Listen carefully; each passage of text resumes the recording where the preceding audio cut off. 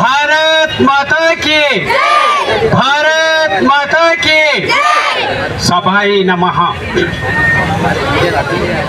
పరమ పవిత్రమైనటువంటి జ్ఞానము శీలము ఏకత అనే మహామంత్రానికి నిలువెత్తు నిదర్శనమైనటువంటి అఖిల భారతీయ విద్యార్థి పరిషత్ స్థాపనా దినోత్సవాన్ని పురస్కరించుకొని అలనాడు స్వాతంత్రం వచ్చిన 2 సంవత్సరాల తర్వాత 1949 జూలై 9వ తారీఖున మరి స్థాపించబడ్డటువంటి ఏకాత్మక తత్వానికి ప్రతీకగా ఉన్నటువంటి అఖిల భారతీయ విద్యార్థి పరిషత్ అనేటువంటిది ఎంతో గొప్పది అని, ఇది ఒక మహాసముద్రం లాంటిది అని చెబుతూ ముందుగా ప్రతి విద్యార్థులకు శుభాశిస్సులు, శుభాకాంక్షలు, శుభాభినందనలు తెలియజేస్తూ ఉన్నాం.